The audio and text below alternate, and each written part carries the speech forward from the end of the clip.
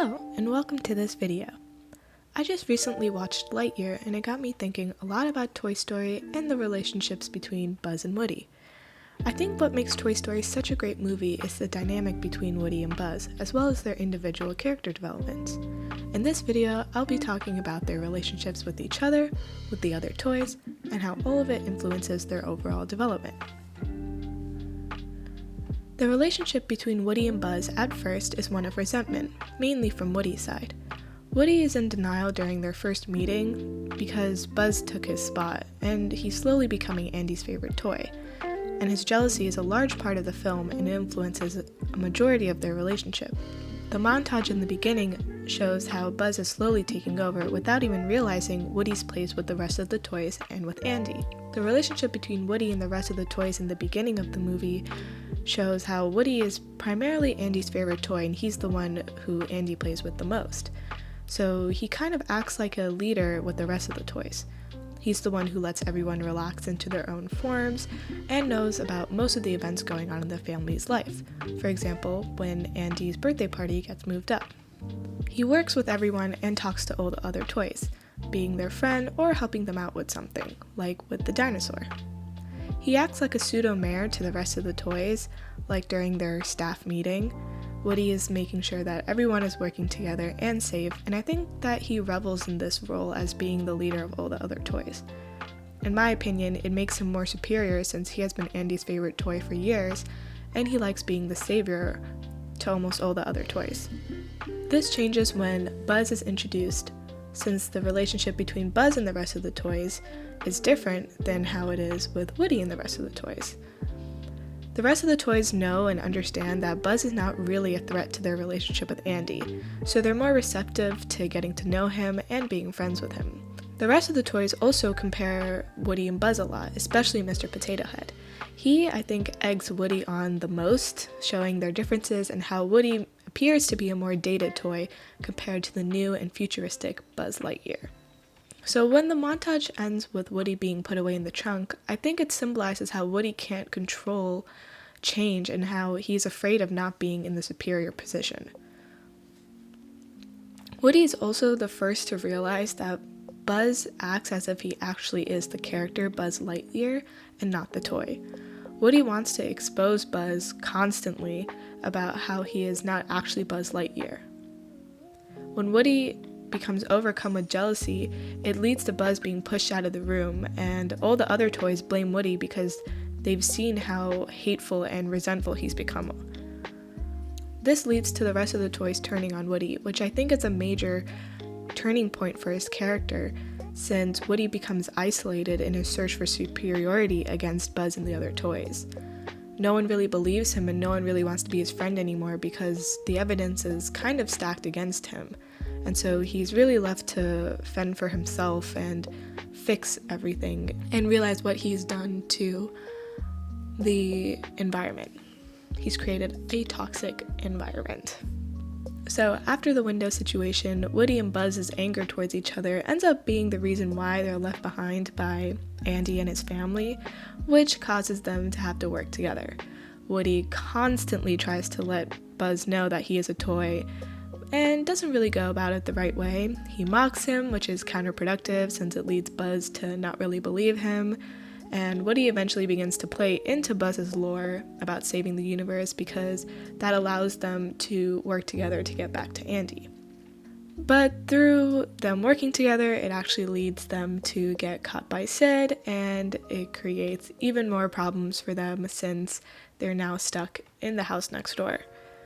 This goes back to the relationship that Woody has with the other toys, because since the other toys don't really believe that Buzz is still alive and that Woody didn't act out of malice, they're not really receptive to helping Woody get back, and especially with the broken arm, they definitely think that Buzz is dead, and it creates even more problems and puts Woody in an even more isolating position.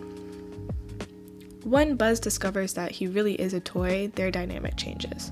He's still not completely receptive towards it and tries to prove what everyone is saying is wrong, but he ends up with a broken arm when he tries to fly, and that realization that he can't fly and that he's not the actual character Buzz Lightyear leads to him experiencing some deep depression. Woody ends up delivering a monologue to Buzz, though, to comfort him and allow him to realize and explain his own insecurities to Buzz. During the monologue, they are able to understand each other better and are able to overcome their insecurities. Woody allows Buzz to realize who he truly is and how his purpose is to make kids' lives better and more fun, providing opportunities for imagination, and how he is so lucky to be Andy's toy. Buzz, in return, helps Woody realize that Andy needs both of them in order to be a happy kid and fulfill their purposes in creating fun for him. At this point of the movie, Buzz is the only one who really believes in Woody and is his only friend. This also changes their dynamic as Woody is able to fully understand Buzz and be able to take care of him.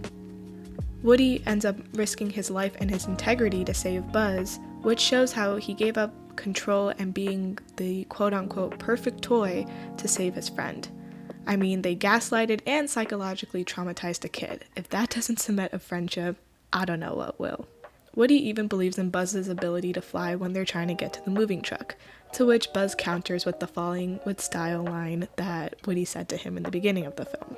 This shows how they have created a lasting friendship and are able to riff with each other, but also how they believe in each other and can call each other out.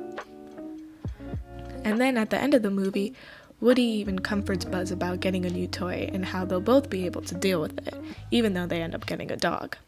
I think that these last two instances really shows the viewer how much these two care and respect each other, especially with Buzz saying that, oh, he's falling with style, which is what Woody said earlier in the film in a mocking manner, but he says it again in a more powerful and joking manner. So I think it shows how they're both comfortable with who they are and how Woody has influenced and allowed Buzz to come to terms with who he really is, and how Buzz has helped Woody kind of believe in magic again and in imagination, and really sell that he's not just there to control everything, he's there for imagination and for fun, and he's there for Andy.